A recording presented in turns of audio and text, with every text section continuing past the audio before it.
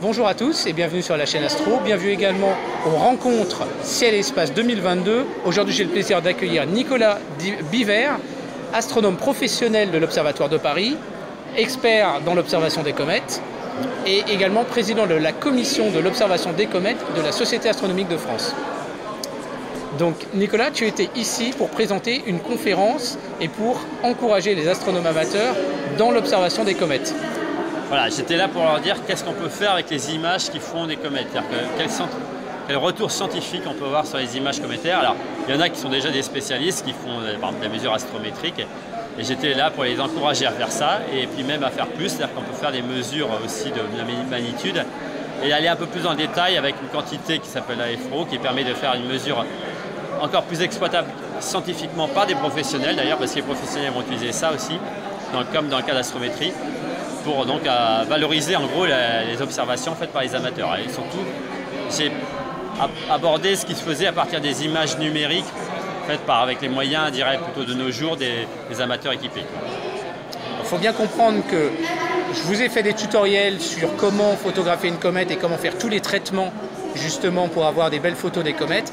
Mais en fait, à partir aussi de chacune des brutes, on va pouvoir repérer la position donc en ascension droite et en déclinaison à un instant t donné. Et c'est à partir de ce genre de données qu'on va pouvoir calculer l'orbite, par exemple. Voilà, donc après la première phase qui est donc le traitement des images, là j'étais un petit peu sur la couche suivante. Donc on peut faire donc, à partir des, comme vous disiez, les positions, faire ce qu'on appelle l'astrométrie qui permet de calculer les orbites. Donc les amateurs en fait, ils font une grosse contribution donc, au niveau international, du français et international, pour calculer les trajectoires des comètes grâce à ça. Et puis aussi l'exploitation de ce que j'appelle un niveau photométrique, c'est-à-dire la mesure de magnitude, de luminosité des comètes, qui permet de remonter par exemple la quantité de poussière qui sont dégagées par les noyaux cométaires. Voilà, un sujet quand même assez technique, mais quand même véritablement passionnant dans le cadre justement de la collaboration entre les pros et les amateurs. Donc Nicolas Bivert sur la chaîne Astro, c'est maintenant.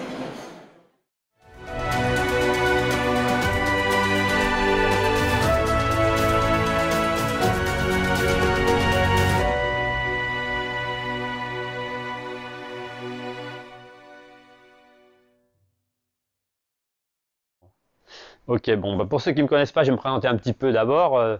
Donc moi, je suis Nicolas Bivert, j'ai remis des tas de logos. Donc, je veux dire quoi, en premier, je suis donc astronome professionnel à l'Observatoire de Paris. Je travaille à Meudon. Mon sujet d'étude, c'est les comètes. Donc, on va dire les comètes 24-24. Donc, moi, je fais des comètes professionnellement. J'observe ça avec des radiotélescopes. Hein, donc, je fais de la chimie, un peu de la physique. Je fais pas des belles images, mais les belles images, c'est ce que je fais la nuit pour mon plaisir. Donc, je suis aussi astronome amateur. Bon, je suis président de la commission des comètes de la SAF. Je fais partie de l'association Magnitude 78. Bon, je suis aussi membre de la NPCEN. En ce moment, j'essaie de faire éteindre les lampadaires de ma résidence pour qu'on puisse plus profiter du ciel et faire des comètes. Alors, moi, sur les comètes, aujourd'hui, je ne vais pas dire tout ce qu'on peut faire sur les comètes. Je vais malheureusement mettre un peu de côté le dessin cométaire que je pratique pourtant et que certains d'entre vous pratiquent peut-être. On va me le reprocher. Je vais parler un tout petit peu de ce qui peut se faire sans photographie, mais je vais surtout parler un petit peu quand même de ce qu'on peut faire avec des images numériques de comètes que maintenant tout le monde peut faire quasiment avec un smartphone. J'ai pas de smartphone, je ne fais pas la pub. Mais en gros, voilà, vous avez une image de comète et on peut faire des tas de choses. Alors, un petit peu dans l'ordre, je vais parler brièvement, premier temps, de ce qu'on appelle l'astrométrie, c'est-à-dire que vous avez une image, un fond étoilé, vous pouvez déterminer où est la comète. Donc, on va voir à quoi ça sert. Ensuite, ça, c'est la partie astrométrie. Après ça, je parlais pas mal de la partie ce qu'on appelle photométrie, c'est-à-dire que une image, ça nous permet d'évaluer un petit peu la luminosité de la comète. Alors, on peut la mesurer sous différents aspects. Je parlerai par exemple des magnitudes. La magnitude 1, M1, c'est la magnitude globale de la comète. On peut faire des choses à l'œil, voire à l'œil nu, mais aussi à partir des images. J'ai mis à côté B-V, on peut aussi évaluer la couleur des comètes. On peut faire aussi la magnitude qui est mise en haut à droite, la M2, c'est-à-dire la magnitude centrale. Alors, il n'y a pas une définition vraiment officielle pour M2, mais en pratique, c'est ce qu'on fait pour mesurer les variations rapides de la luminosité d'une comète ou de l'activité. Et puis, il y a une grandeur dont je vais peut-être un peu plus parler, qui est une grandeur plus scientifique, mais qui finalement n'est pas compliquée à mesurer, qui est AFRO, qui permet en gros de mesurer, si on veut, la magnitude d'une comète sans être biaisé par des considérations d'ouverture, parce qu'une magnitude, Justement, entre M2 et M1, on ne sait pas exactement où est la limite, alors que là, on s'affranchit un peu de ces problèmes-là. Et je parlais un petit peu après ça aussi de ce qu'on peut faire. Donc, vous voyez, sur l'image de la comète, j'ai mis une fente verticale en termes de spectroscopie, qui est aussi une manière, donc on progresse un petit peu vers l'exploitation scientifique des images cométaires, donc connaître un petit peu la composition des comètes via spectroscopique. Et je parlerai un petit peu aussi à la fin de ce qu'on peut faire avec l'analyse pure des images, juste d'un point de vue morphologique, quoi. Alors, dans un premier temps, je vais parler un petit peu d'astrométrie. Alors, pour ceux qui ne savent pas ce que c'est que l'astrométrie, vous voyez une comète, ça se déplace dans le ciel. Le but, c'est de connaître la position de la comète en fonction du temps. Alors, ce qu'on peut faire avec les images, c'est mesurer cette position. Pourquoi la mesurer? Parce qu'en fait, c'est ça qui va servir à déterminer l'orbite des comètes. C'est-à-dire qu'une comète, quand elle vient d'être découverte, on ne sait pas d'où elle vient, on ne sait pas où elle va. Il faut faire l'astrométrie. Alors, l'astrométrie, c'est simplement mesurer donc, la position d'une comète. Alors, je ne suis pas un spécialiste d'astrométrie. Là, je suis un petit peu là pour vendre un petit peu l'astrométrie comme un travail qui est fait par les amateurs. Alors, donc l'idée, c'est mesurer les coordonnées de la comète avec une précision suffisante pour déterminer les orbites des comètes, les orbites des comètes. Mais en fait, ce n'est pas forcément vous qui allez déterminer l'orbite de la comète. Je sais qu'il existe des logiciels qu'on peut utiliser pour déterminer l'orbite des comètes à partir de ces observations, mais sinon, en général, c'est des mesures qu'on va faire, qu'on va soumettre au Miller Planet Center qui centralise tout ça et qui publie les orbites de comètes. Alors, il faut savoir que moi, je regardais, donc là, je vais mettre aussi donc, ces données-là, on peut les mettre sur la base de la commission qui est hébergée par le LESIAC, un laboratoire d'observatoire de Paris. Et les amateurs contribuent énormément à l'astrométrie cométaire. Alors, je regardais, parce que sur MPC, c'est recensé, j'ai regardé, il y a des coupables d'ailleurs dans la salle. En 2021, toutes les mesures astrométriques qui ont été faites sur les comètes par les amateurs français qui mettent là-dessus, ça représente plus, par exemple, que tout ce qu'a fait comme le Pan-STARRS en mesure cométaire. Il y a beaucoup de comètes qui s'appellent Pan-STARRS, ils ont plusieurs télescopes, mais leur premier objectif, ce n'est pas forcément les comètes. Donc, ils font des mesures de comètes quand elles sont dans leur champ, mais les amateurs qui se focalisent sur les comètes, si on cumule celles qui sont faites par les amateurs français, en nombre, ça fait autant, à peu près, autant ou un peu plus. Soit le Pan-STARRS, soit d'un autre côté, il y a le LEMON plus le Catalina Survey, qui sont pratiquement les plus grands surveys cométaires, surveys d'objets qui bougent dans le ciel, et en nombre, c'est à peu près équivalent. Donc, c'est pour dire, et ça, c'est uniquement ce qui est fait côté français. Il y a des Espagnols qui en font beaucoup, trucs comme ça. Donc, globalement, il y a pratiquement plus de mesures de position de comètes qui sont faites par des amateurs que par les professionnels. Donc, c'est grâce aux amateurs qu'on sait où sont les comètes et qu'on peut éventuellement ensuite envoyer des missions spatiales vers ces comètes. Alors après ça, les outils, il y en a dans la salle qui sont plus spécialistes que moi, qui pourront sans doute en parler mieux. Donc je sais que les logiciels en gros qui sont utilisés, je vais poser la question, donc c'est Astrometrica, Prism, les dernières versions, ou Tycho, donc encore Tycho Tracker, qui est, bon, je vous donne le nom du site web, qui est apparemment un des logiciels les plus efficaces pour faire de l'astrométrie cométaire. Et alors, qui dit astrométrie, dit aussi catalogue d'étoiles, donc je vais en parler peut-être un peu plus après. Mais l'idée de l'astrométrie, en gros, c'est que vous avez une image de comète et vous avez un champ d'étoiles. Et grâce à la position des étoiles qui sont connues de manière précise, vous allez pouvoir connaître de manière précise la position de la comète. Donc évidemment, le mieux, c'est d'avoir des catalogues qui couvrent le plus d'étoiles dans votre champ. Donc en gros, les principaux catalogues qui sont utilisés, je vois il y a Nomad aussi, il y a UCAC4 et puis Gaia DR3 qui est vraiment la dernière publication des mesures du satellite Gaia, qui comporte des tas d'étoiles jusqu'à la magnitude 21 à peu près. Mais évidemment, c'est des gros catalogues qui font entre 5 et 13 gigaoctets. Donc je pense que Pierre ou d'autres pourront commenter, mais parfois c'est mieux d'avoir un accès direct sur le net pour pouvoir faire l'astrométrie si on ne veut pas avoir à télécharger ce gros catalogue sur son ordinateur, quoi. Alors quel est l'objectif de l'astrométrie? Parce qu'évidemment, si vous prenez une photo avec votre smartphone d'une grande comète bien brillante, vous n'aurez pas forcément la précision qui nous intéresse. La précision typique, là je posais la question, c'est en échantillonnage, c'est de l'ordre de la seconde d'arc par pixel. On va dire après une fraction de seconde d'arc jusqu'à 1,5 voire 2 secondes d'arc. Et quand sur votre image, vous avez un pixel mettons de 1 seconde d'arc ou 2 secondes d'arc, avec les logiciels qui vont ajuster une gaussienne sur le pixel, on arrive à une précision, enfin, à des mesures données à 0,2, 0,1 seconde d'arc près. Alors, ça ne veut pas dire que votre mesure sera précise à ça, mais après ça va dépendre du catalogue. C'est pour ça que le mieux, évidemment, c'est d'utiliser le Gaia DR3 qui est le plus précis. Mais les fournitures d'astrométrie que vous devez envoyer au MPC, ils auront besoin de cette précision-là. Vous allez donner une coordonnée en déclinaison à 0,1 seconde d'arc près, et puis en ascension droite, ça va faire à 0,01 seconde d'alpha qui fait en gros 0,15 secondes d'arc. Alors après ça, évidemment, on ne fait pas ça avec n'importe quel type d'image. Il faut quand même que la comète elle soit ponctuelle et puis les étoiles aussi pour pouvoir. Ouais. Donc en général, la plupart me disent qu'ils font des pauses de 30 à 60 secondes maximum. Si vous avez une comète plus faible, vous allez devoir poser plus longtemps évidemment. Éventuellement additionner des images. Hein. Moi, j'ai pas fait d'astrométrique, mes images, je les pose beaucoup plus courtes, mais j'en accumule parfois 30 à 60 secondes aussi. Et tout ça, c'est pour éviter que l'étoile soit bougée, ou alors évidemment que la comète soit bougée, ou que les étoiles soient bougées si vous suivez la comète, parce que certains logiciels n'acceptent pas d'avoir des étoiles traînées pour faire de la mesure. Et l'objectif, c'est pas forcément d'avoir une belle image d'ailleurs pour l'astrométrie, c'est d'avoir au moins un rapport signal sur bruit suffisant sur le centroïde de la comète. Donc c'est pas grave si vous voyez pas la queue de la comète sur votre image astrométrique. L'important c'est quand même de pouvoir bien localiser le maximum de brillance, quoi.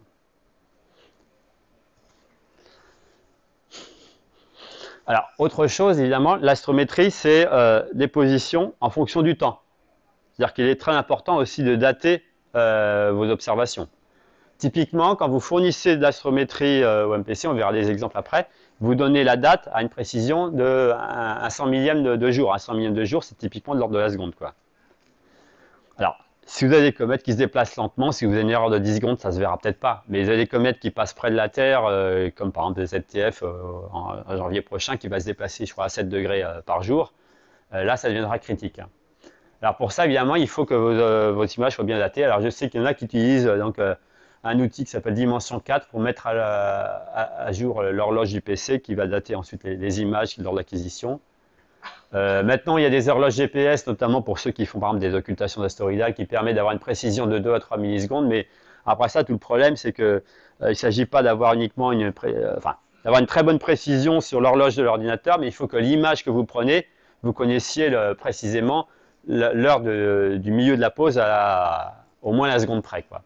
Donc c'est pour ça qu'à fois il y a des incertitudes sur quand est-ce que la pause a commencé, elle a fini et tout ça. Donc, alors justement pour ça, il y a une campagne qui est lancée donc pendant pas longtemps, puisque c'est 23-24 novembre, sur un astéroïde. Bon, faire l'astrométrie cométaire ou astéroïde, ceux qui en font de toute manière, ils font un peu les deux d'ailleurs.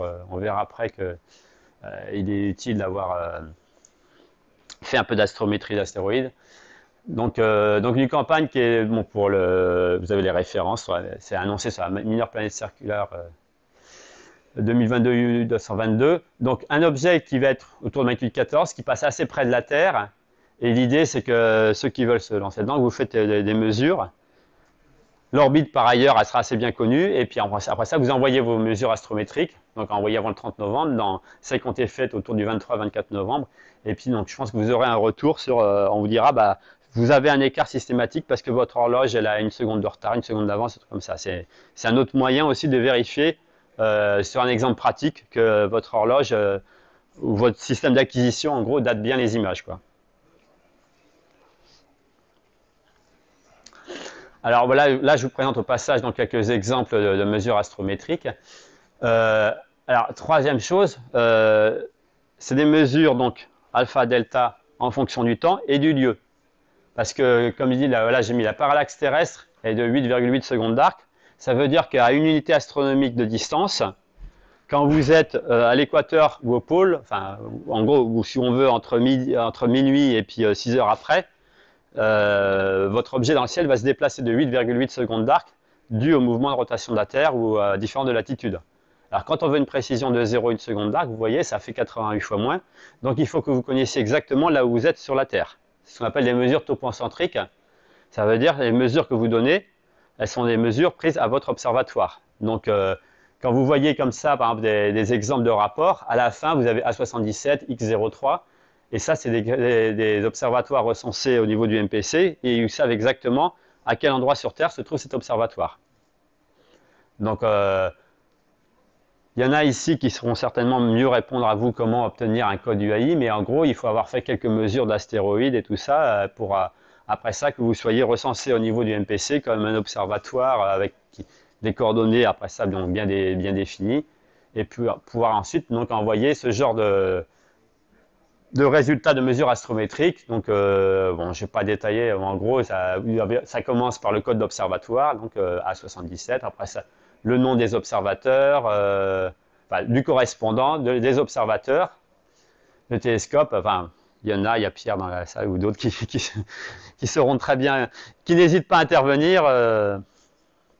Et puis ensuite, le catalogue utilisé, là, et puis après ça, donc les mesures astrométriques. Alors, les comètes, eh ben, elles se codent de manière un peu, parfois, alors je ne sais plus comment c'est, il y a le P pour périodique, le C pour non périodique. Après ça, le K, ça correspond, parce qu'on code en base 35, un truc comme ça, ou je ne sais plus, c'est-à-dire que après le 1, 2, 3, 4, 5, 6, 7, 8, 9, on fait ABCD, etc. Et donc le K, ça va faire 20, donc PK22, ça fait comète périodique 2022, P02. Et puis donc après ça, donc les mesures alpha, le delta, et enfin d'abord la date, 2022, vous voyez le jour, donc 3 novembre, 33 480. Donc, et voilà. Puis après ça, bon, une mesure de magnitude, mais après ça, bon, les mesures de magnitude, c'est pas forcément celle-là qu'on va exploiter dans ce que je vais parler après. Donc, sauf si vous avez des questions, n'hésitez pas à en poser en direct, sinon on peut en poser à la fin. Donc c'est un petit peu ce que je voulais dire pour l'astrométrie. Après ça, bon, c'est peut-être un petit peu ingrat sur le moment, mais il faut savoir que ça sert pas mal. Et en plus, on a un avantage en stockant ça au niveau du LESIA, c'est que les observateurs ont la gentillesse de mettre leurs données quand ils envoient un PC directement au LESIA. Donc on a les astrométries toutes fraîches. Et parfois, c'est utile, et j'en ai même fait utiliser parfois par le JPL pour calculer des orbites de comètes, parce que le MPC, lui, il calcule les orbites une fois par mois. Et quelquefois, on a besoin des orbites calculées plus fréquemment, quoi. Par exemple, en 2011, comme ça, il y a une comète, la comète 45P, qui était passée assez près de la Terre, qui a été observée avec l'observatoire Herschel. Et on avait envoyé, comme ça, récupérer des astrométries récentes d'amateurs pour mettre à jour l'orbite, pour arriver à pointer Herschel au bon moment, au bon endroit, quoi. Alors maintenant, je vais parler un petit peu de la photométrie. Cette fois-ci, donc c'est la mesure de la luminosité de la comète.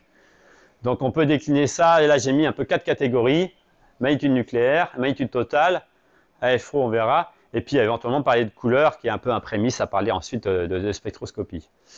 Alors, la magnitude nucléaire, ça peut se faire quasiment en CCD évidemment, avec un appareil photonumérique, même en visuel éventuellement. Ça va rester un petit peu subjectif, parce que bon, moi je fais ça et ça dépend un petit peu, je ne sais pas si je en reparlerai, mais bon, c'est pas très bien cadré. Par contre, la magnitude totale, elle, en visuel, la méthode est mieux définie. Je ne vais pas revenir dessus, sauf si vous voulez, vous n'hésitez pas à me poser des questions. Donc la magnitude totale, au départ, c'est une mesure en visuel, parce qu'il y a une base de données qui remonte voire aux archives chinoises pour les comètes observées avant notre ère, mais au moins ça se pratique depuis le début la fin du 19e siècle, et ça permet d'avoir un suivi sur la comparaison de la luminosité d'une comète. Une comète qui était très brillante donc, au 19e siècle, c'était une comète de magnitude 1. Qu'est-ce que c'est une comète de magnitude 1 aujourd'hui? Si on utilise la même technique, on va pouvoir comparer, quoi. Mais maintenant, on peut faire ça donc aussi en CCD ou avec un appareil photo numérique. Ça se fait assez bien. C'est ce que je vais expliquer par la suite. Moyennant le fait qu'une mesure de magnitude totale M1, c'est pas la même chose qu'une mesure de magnitude M2. Alors M2, typiquement, avec les images numériques, on va parler de quelque chose mesuré dans une ouverture d'un rayon de 6 secondes d'arc, à peu près. Et puis bon, AFRO, alors AFRO, c'est un peu une mesure de magnitude, on verra. Ça peut se faire, je vais revenir dessus, c'est une mesure scientifique, on va voir à quoi ça correspond. Mais ça peut se faire, alors, moi j'ai essayé de le pratiquer, j'ai depuis quelques temps avec un appareil photo numérique couleur. En CCD, il faudra probablement utiliser des filtres avec. Et puis bon, c'est comme pour les couleurs, on verra, c'est un petit peu complémentaire, soit avec des filtres en CCD, soit un appareil photo couleur. Mais alors, pour faire de la photométrie, évidemment, la base aussi, c'est autant pour l'astrométrie, il faut un catalogue d'étoiles pour la position des étoiles, là il faut un catalogue d'étoiles pour la luminosité des étoiles. C'est-à-dire que ça se fait obligatoirement par comparaison à quelque chose dont on connaît la luminosité. Donc en visuel, alors j'ai mis après ça, alors j'en reviens un petit peu à la détailler, donc la magnitude M2, comme je disais, en visuel, c'est plus ou moins subjectif, c'est ce que je fais moi, je ne sais pas trop s'il y en a d'autres qui le font. Il y en a quelquefois qui le font, mais ce n'est pas catalogué de manière rigoureuse. C'est histoire de mesurer en fait la brillance du centre de la comète, quoi. Alors pourquoi on fait ça? Parce qu'en fait ça permet de voir de manière plus précisément si une comète varie rapidement en luminosité. C'est-à-dire que si vous avez un sursaut cométaire, ça se verra d'abord sur l'évolution de la magnitude centrale. La chevelure elle-même, qui peut s'étendre sur des dizaines voire des centaines de milliers de kilomètres, elle va répondre à un sursaut en l'espace de quelques jours. Il faut le temps que la poussière se disperse. Tandis que si vous regardez ce qui se passe vraiment au centre, vous pouvez avoir des modifications en l'espace de quelques heures, quoi. Pour la magnitude M1, donc là c'est tout ce que je veux dire sur le visuel. L'idée, par contre, c'est d'utiliser le plus petit instrument et le plus petit grossissement. C'est un petit peu les recommandations de l'International Comet Quarterly qui centralise ces magnitudes. C'est que bon, ben là, voilà, on peut faire, moi je le fais aussi avec les plus gros grossissements et puis les plus gros télescopes, mais l'idée c'est le plus petit instrument et pour pouvoir voir le maximum de la chevelure. L'idée c'est de voir la coma complète. Donc, voilà. Alors évidemment, quand on va passer à l'imagerie numérique, en général on ne choisit pas vraiment le grossissement parce qu'on a notre installation. Mais ce qu'il faut, comme pour la magnitude M1 en visuel, c'est couvrir plus que le champ de la chevelure. Parce que le problème, c'est que, et ça, quelquefois, ça peut être utile d'avoir une information sur la magnitude visuelle faite par d'autres amateurs, c'est que on verra que la chevelure d'une comète, c'est pas comme une planète, il n'y a pas un bord net. Donc on aura l'impression parfois en grossissant que la comète fait que 2 minutes d'arc, mais on s'aperçoit que voilà, aux jumelles, elle fait 15 minutes d'arc, par exemple. Donc c'est ça tout le problème, c'est que il faut être sûr qu'au bord du champ, c'est le ciel qu'on a et pas la chevelure de la comète. Et aussi, donc, ça nécessite d'avoir un bon flat aussi, parce que si vous avez pas corrigé, par exemple, votre champ pleine ouverture de votre télescope et le ciel s'effondre sur le bord, et c'est la transmission lumineuse qui diminue, c'est pas le fait que vous êtes dans le ciel, quoi. Donc vous aurez du mal à déterminer quelle est la taille réelle de la comète, et puis après ça, bon, pour mesurer le champ en photométrie d'ouverture, vous aurez des biais, quoi. Autre chose que je voulais aborder, là je vais me présenter un peu comme un hérétique, pour ceux qui font de l'imagerie numérique, c'est dire que pour faire des mesures de magnitude, pour moi l'essentiel c'est que de ne pas saturer ce qu'on mesure. Alors, quand vous avez fait des images en mode RAW ou en FIT, tout ça, vous êtes souvent au pouvoir jusqu'à 16 bits de dynamique. Si vous avez 16 bits de dynamique, de toute manière, ça va être linéaire à ce moment-là parce qu'il n'y a pas de compression. 16 bits, en gros, ça va vous faire un écart de 11 magnitudes. Donc, vous allez pouvoir mesurer quelque chose de magnitude 8 ou de magnitude 15 sans trop de difficulté. Alors, en JPEG, je pense que c'est possible, c'est ce que je fais. Et l'essentiel, moi, je pense qu'il faut être linéaire autour de la magnitude, enfin, parfois même pas forcément, mais dans le domaine à peu près de la magnitude centrale de la comète, qui est la magnitude M2, qui est typiquement, en gros, plus faible de 5 magnitudes que la magnitude globale que vous avez mesurée. Il faut voir qu'en fait, il faut être linéaire dans le domaine de la luminosité de la coma, mais qui, elle, n'est pas très brillante par rapport au fond du ciel. C'est-à-dire que vos étoiles de magnitude 8 dans votre image, elles peuvent être saturées, non linéaires, mais si vous avez le centre de la comète qui est vers magnitude 13, par exemple, et la comète totale qui va être, mettons, à sa magnitude 8, l'essentiel, c'est que quand vous regardez sur votre catalogue d'étoiles, que votre réponse, c'est ce que j'ai mis sur le diagramme suivant, hein, la réponse entre la magnitude théorique qui est en horizontale et la magnitude mesurée, il faut que vous soyez sur la pente 1 égale 1, quoi. Donc là, en fait, j'ai fait des tests, justement, sur les Pléiades. Et j'ai fait différentes poses. Alors, en fait, ce que j'ai mis en différentes couleurs, c'est le temps de pause multiplié par les ISO. En gros, ça revient au gain fois le temps de pause. Et on voit qu'en adaptant ça, on arrive à être linéaire dans un certain domaine, quoi. Donc, si vous avez une comète très brillante, vous allez faire des poses très courtes avec peu de sensibilité. Alors évidemment, là, en dessous de quelque chose de magnitude 4, c'est difficile d'être linéaire, mais bon, pour une comète, je parle plutôt d'ailleurs du M2, c'est-à-dire que la comète globale, elle peut être de magnitude quasiment 2 ou 3. Mais par exemple, vous voyez en vert, là, ISO fois T égale 40. À partir en gros de la magnitude 4,5 jusqu'à quasiment magnitude 10, on est à peu près linéaire. Et ça, c'est fait à partir des images JPEG, quoi. Des images à additionner pour avoir un peu de rapport signal sur bruit, mais voilà. Par contre, si vous avez une comète plus faible, moi je vais quelquefois aller jusqu'à 20 000 par exemple, si je fais 10 000 ISO fois 2 secondes de pause avec la 7S, je vois qu'à partir de la magnitude 12,5, je suis linéaire. Donc une comète dont la magnitude centrale est de l'ordre de 12 et puis magnitude globale qui peut être autour de, ça peut être 8-9, a priori je suis dans le domaine linéaire, donc finalement ça donne des résultats corrects, quoi.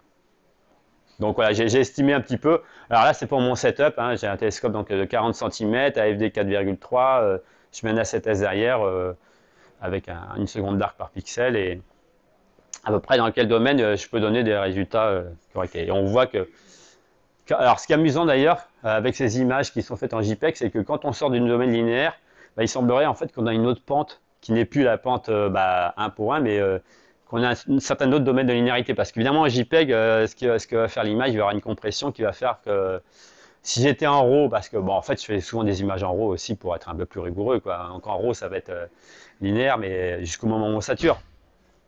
Mais c'est pas forcément nécessaire de faire du RAW dans certains cas, quoi.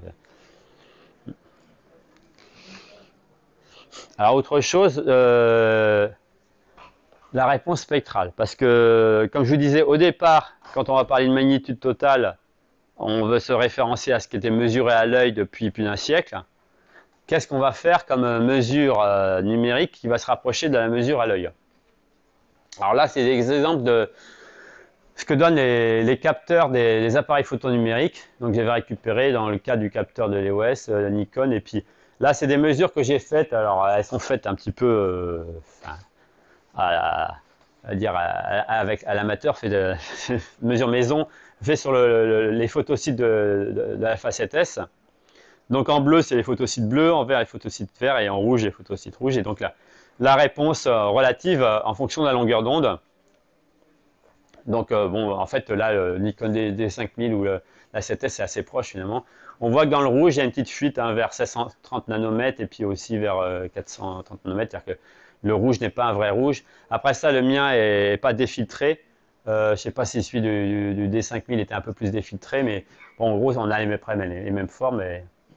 Alors, ça, c'est ce qu'on a sur l'appareil. Après ça, on va mesurer ça à ce qui existe, parce que aussi ce qui existe au niveau des catalogues ou des filtres utilisés couramment en astronomie. Donc, les filtres officiels, c'est Johnson B, V, cousin R et cousin I. Donc, on voit. Bon, le bleu, on va pas tellement en parler, surtout que bon, les photosites, d'ailleurs, on s'arrête plus un petit peu vers pratiquement pas dans le violet, alors que là, ça va un peu plus dans le violet. Le vert, évidemment, c'est ce qui va se rapprocher un petit peu du visuel, donc c'est ce qui va nous intéresser. Donc, on voit que le V n'est quand même pas loin de la réponse des pixels verts de l'appareil photo. Et pour ce qui est du rouge, le maximum est à peu près au même endroit, mais évidemment, là, on coupe beaucoup plus tôt parce que, en plus, il n'est pas défiltré. Alors, je ne sais pas ceux qui ont un appareil défiltré, probablement ça se rapproche. On commence à avoir un peu de sensibilité dans l'infrarouge, mais on verra que n'empêche que le rouge peut servir pour certaines choses. Alors, justement, c'est ce dont je parlerai après, c'est que si on compare à un spectre de comète, le spectre de comète, ça vous donne une information sur ce qu'on a, ce que voit l'œil aussi. C'est un mélange de la lumière solaire réfléchie par la poussière et de l'émission des molécules, c'est des radicaux d'ailleurs, de gaz de l'atmosphère de la comète, qui lui donne typiquement sa couleur verte pour pas toutes les comètes, mais pour certaines comètes. Et on voit, on a des bandes d'émission essentiellement donc vers 470 nanomètres, 510 et 560 nanomètres, ce qu'on appelle les bandes de C2, qui sont pile évidemment dans la zone verte du spectre. Par contre, on voit que alors le bleu aussi va être un peu sensible. On ne va pas parler du violet, on a une raie très forte, mais elle est trop dans le violet, donc on l'enregistre pas, sauf en spectroscopie. Et le rouge a l'avantage quand même, vous voyez, son pic de sensibilité est au-delà de ces bandes-là. Et même d'ailleurs les petites bosses, ça tombe un peu à côté. Donc ce qui sera intéressant avec le rouge, vous voyez, c'est que ça va être finalement assez sensible plutôt à l'émission des poussières. C'est ça qui sera intéressant pour, quand je vous parlais tout à l'heure, des mesures de la FRO. C'est-à-dire qu'on va utiliser plutôt le vert, voire d'ailleurs, dans certains cas, la somme du vert, du bleu et du rouge pour une magnitude globale, et après ça, le rouge pour mesure de la FRO. Alors pourquoi d'ailleurs, quelquefois la somme? C'est que quand on veut se rapprocher évidemment de ce à quoi est sensible à l'œil, c'est pas forcément le V du Johnson, mais c'est en fait une vision qui est un peu plus peut-être vers le bleu là, qui est la vision des bâtonnets, parce qu'en général les comètes on les observe de nuit et elles ne sont pas des objets très brillants. Donc on est plutôt en vision nocturne, donc c'est les bâtonnets qui ne nous donnent pas une information sur la couleur, mais qui sont assez sensibles. Et on voit que c'est un petit peu intermédiaire entre le V et puis la somme de tout, peut-être pas le bleu quand même, mais voilà. Donc pour ça que moi j'estime que finalement quand on fait une mesure soit en V, soit en ce que j'appelle en gris, hein, ou ça peut être avec le CCD non filtré, finalement on n'est pas très loin de la mesure visuelle, quoi. Alors après ça, il y a aussi la question par rapport au catalogue qu'on utilise de référence, quoi. Alors bon, là j'ai pas remis d'ailleurs l'œil, mais au fond, si on veut, c'est un peu comme la courbe noire. Donc on voit que dans les différents catalogues, bon, on ne va pas utiliser le bleu. Alors là en haut, j'ai mis les courbes de sensibilité des différents catalogues disponibles.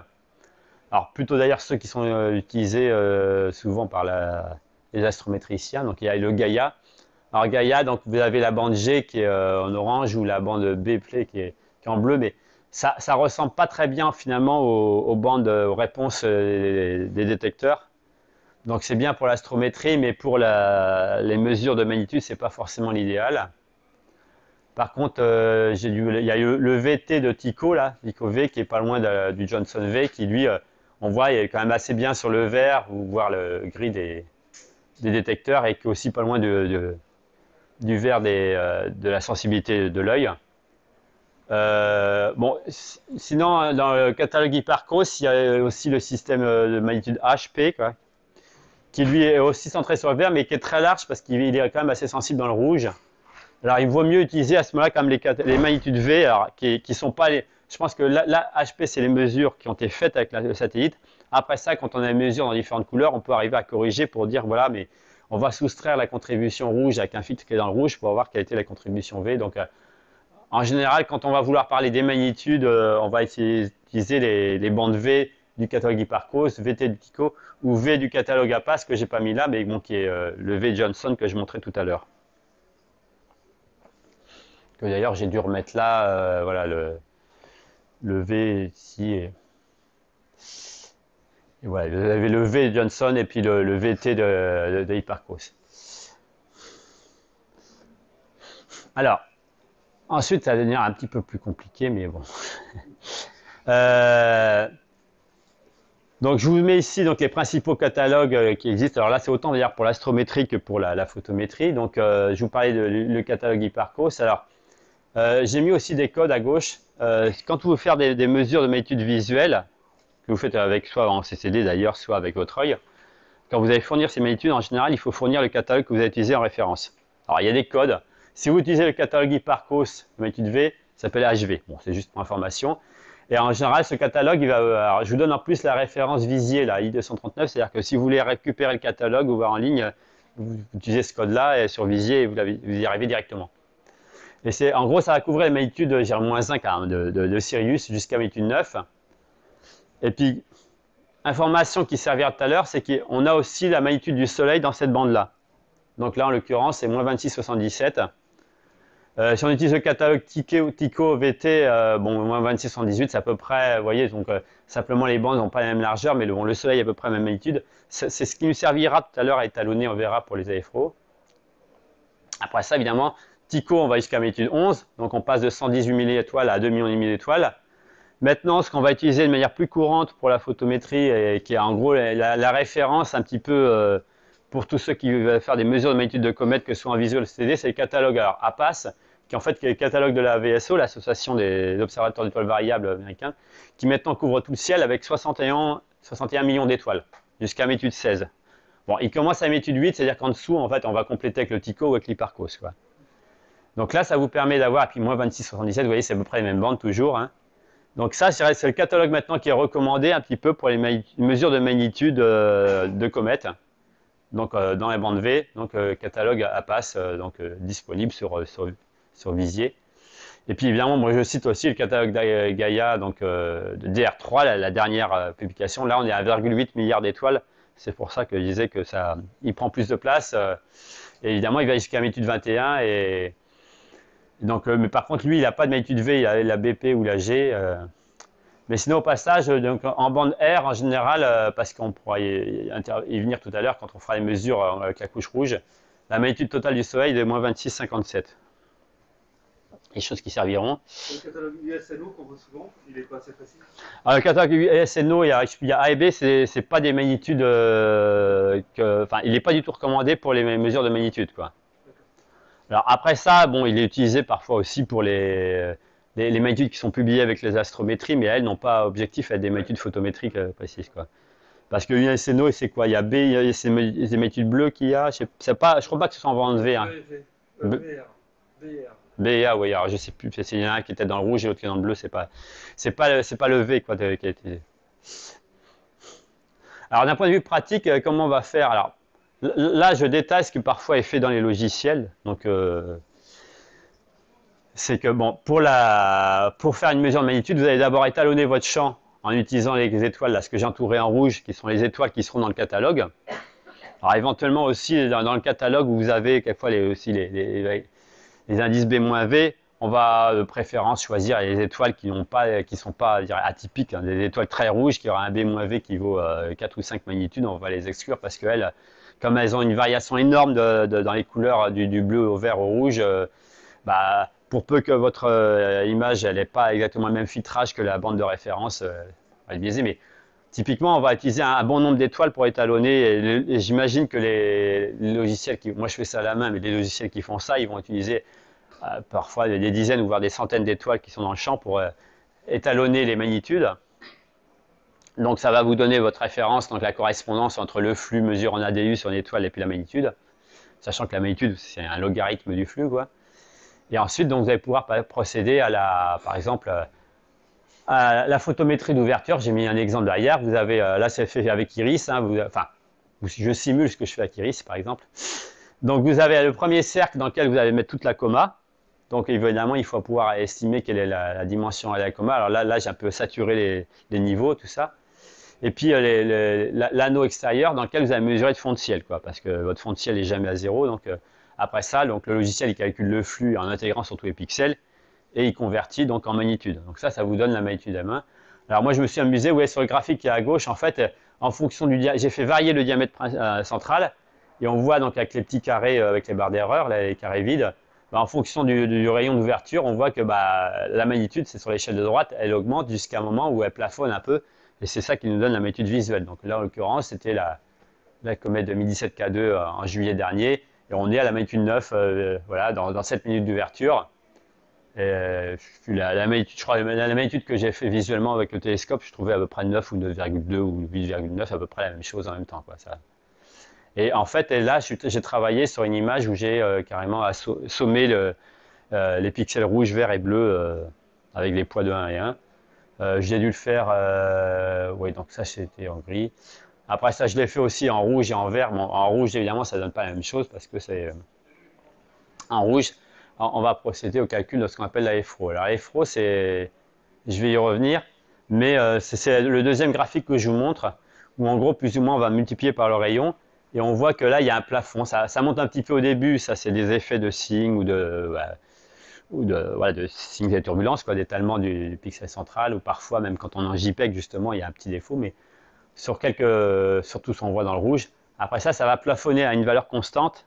Et c'est ça qui sera intéressant, c'est que cette valeur, justement, elle ne va pas dépendre ensuite du rayon d'ouverture. Alors, quand on va plus loin, ça décroît, mais ça, c'est parce que, bon, il y a la queue d'un côté. Bon, ça, j'en parlerai après, mais bon, ça permettra de faire une mesure qui sera indépendante en fait de l'ouverture utilisée. Donc là, je parlais pour l'instant de la magnitude M1.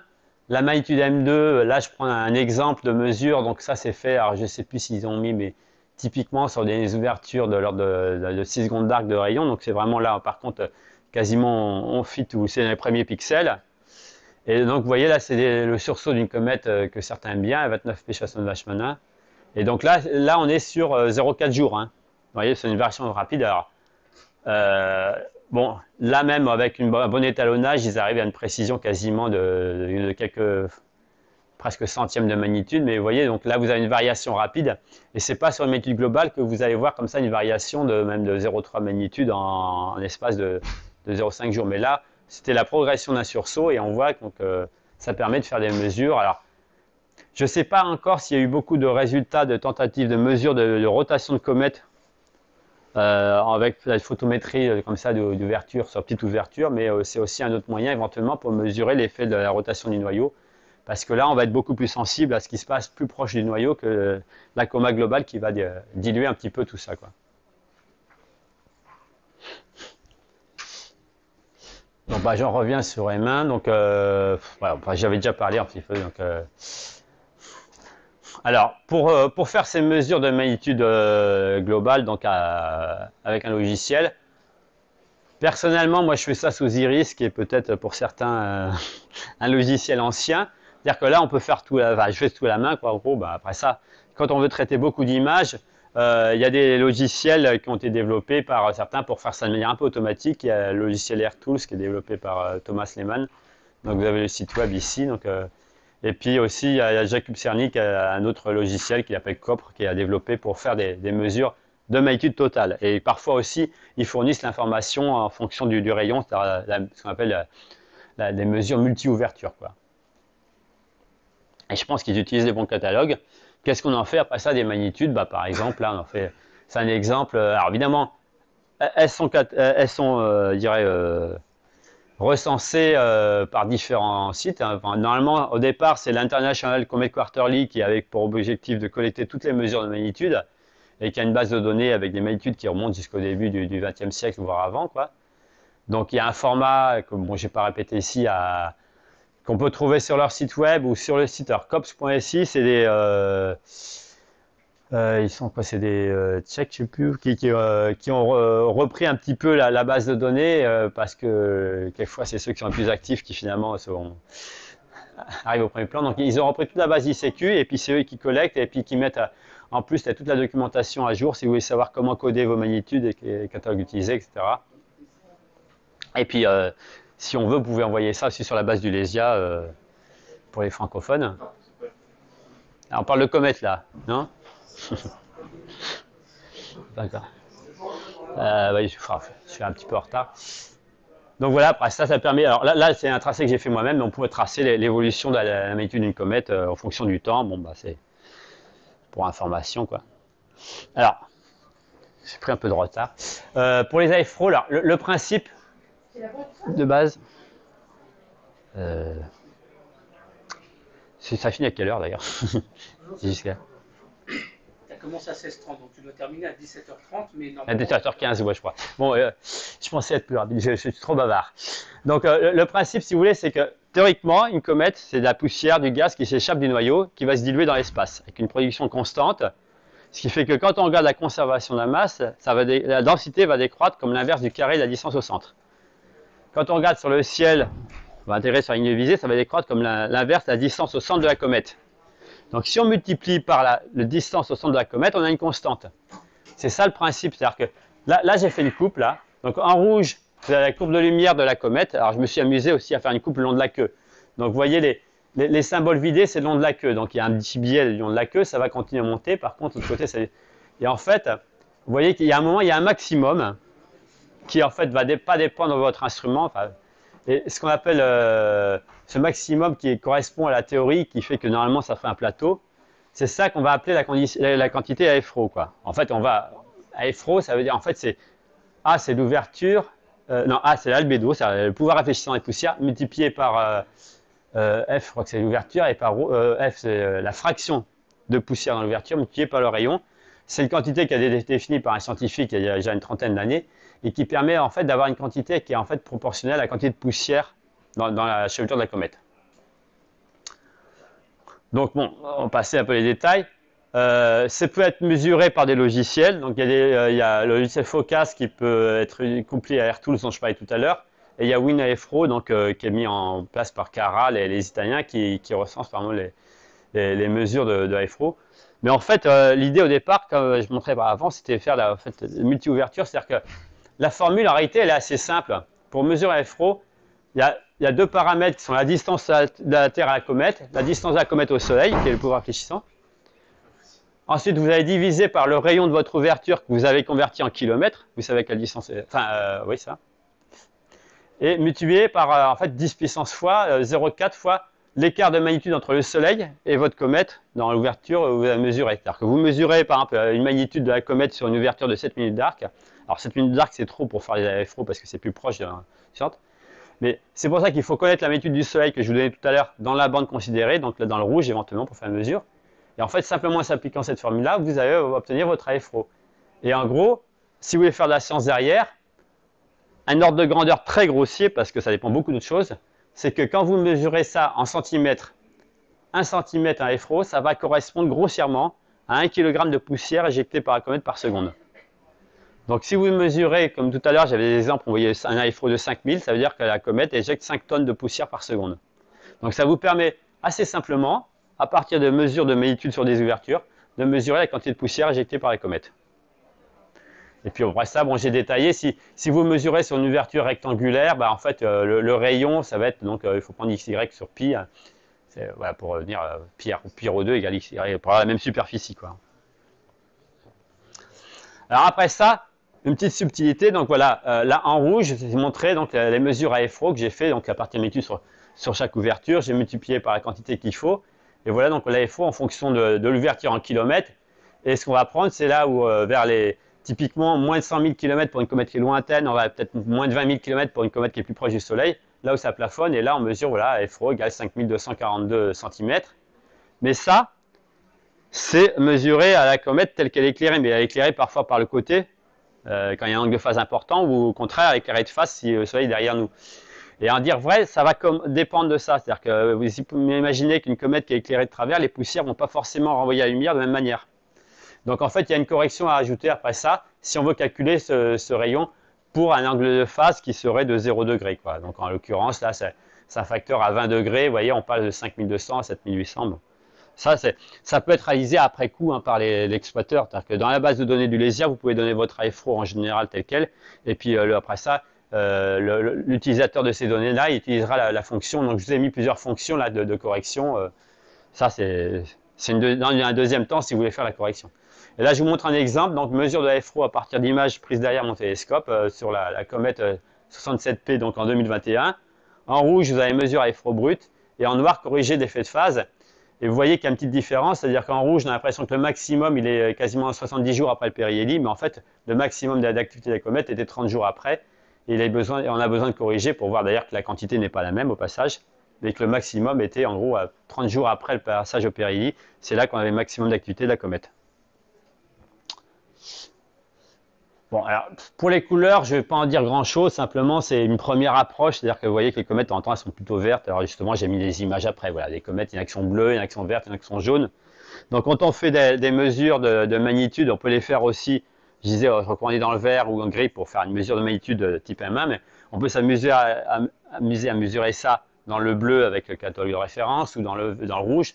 Et quand on fait l'écart entre la magnitude bleue et verte, ça permet de caractériser le fait que la comète a tendance à être plutôt verte ou plutôt bleue ou plutôt jaune et tout ça. Mais bon, ça c'est assez qualitatif. Évidemment, l'étape suivante, c'est faire de la spectroscopie, quoi. On prend un spectre de comète et qu'est-ce que ça va révéler ça, si on a un B-V qui devient négatif, c'est-à-dire que la comète a tendance à être plus bleue que verte, bah, ça va mettre en évidence par exemple qu'il y a beaucoup d'émissions dans le vert. Donc c'est le cas par exemple des RED C2, là, quand on parlait, ou voir la RED CN qui... Et puis éventuellement même du CO+. Alors là-dessus, c'est pas forcément présent, mais il a pointé sur ce spectre-là, Hubert Boussier, la position des raies CO+, qui sont vraiment dans le bleu. Rapidement, là j'ai mis une liste des principales raies d'émission que vous avez. Et en plus, on a l'information, en gros, en fonction du nombre de molécules, le flux lumineux qu'on va avoir. Donc il y a un facteur de conversion, si vous voulez. Alors c'est un peu plus compliqué parce que là il faut étalonner et on ne va pas pouvoir étalonner par rapport à des étoiles, ou il faut prendre des spectres d'étoiles justement pour étalonner. Mais on peut éventuellement remonter de l'intensité du spectre au nombre de molécules auxquelles ça correspond. C'est-à-dire qu'il existe des grandeurs, mais bon, c'est un petit peu compliqué parce que ça peut dépendre après ça aussi de la vitesse de la comète par rapport au Soleil. Mais ces chiffres-là, donc ce que j'ai appelé le L sur N, là, ça permet dans un premier temps aussi éventuellement de comparer sur un spectre. On ne connaît pas la valeur absolue, mais on peut comparer de la présence de deux molécules. Donc là, j'avais fait l'exemple dans le cas de la comète Neowise qui passerait près du Soleil. On avait une raie de sodium qui était importante. Ça se voit uniquement près du Soleil, mais et j'ai comparé la raie du sodium à la raie de C2 qu'on trouve dans plein de comètes. Et j'ai fait simplement avec le rapport des intensités plus combiné au rapport des taux d'excitation qu'on appellera en fait par le Soleil, donc ce facteur L sur N, ça me permet d'avoir le rapport, si on veut, d'abondance entre le sodium et le C2 dans la coma. Et on voit que ça avait varié énormément en fonction de la distance au Soleil, c'est-à-dire qu'on était quasiment à 1% à 0,3 unité astronomique du Soleil, et puis quand on était à 0,6, on était à moins d'1 pour 1000, quoi. Ça correspond à quoi le C2C3? Alors C2C3, quand je vous parle de molécules, vous ne connaissez pas les molécules C2C3. C'est ce qu'on appelle des radicaux, c'est-à-dire que dans les comètes, en fait, le rayonnement stellaire va casser les molécules pour former ce qu'on appelle des radicaux, qui sont des morceaux de molécules. Et comme on a un milieu très dilué, ils ne vont pas se recombiner, donc en fait... C'est quoi par rapport à C3? Bah, c'est deux atomes de carbone. Hein. Ah oui, Là, par contre, c'est la domination chimique officielle. Hein. NH2, vous voyez, NH2, ça n'existe pas. En fait, c'est l'ammoniac qui a perdu un hydrogène. Voilà, en fait, C2 provient probablement de l'acétylène, en fait. Ouais, voilà. Et puis, je vois qu'il y en a qui sont impatients pour parler de... Et Neowise, pourquoi elle est plus jaune? Alors, la comète Neowise, justement, elle était un peu jaune à cause du sodium, là, qui est à 590 nanomètres, quoi. C'est ça qui la rendait jaune près du Soleil. Mais il y avait aussi la poussière. Et ensuite, il y a eu moins, la poussière a décru plus rapidement que le gaz. Ensuite, elle a été dominée par ces deux qui, vous voyez, 470 nanomètres, 510 nanomètres, 560 nanomètres. Là, on est plutôt dans le jaune-vert, quoi.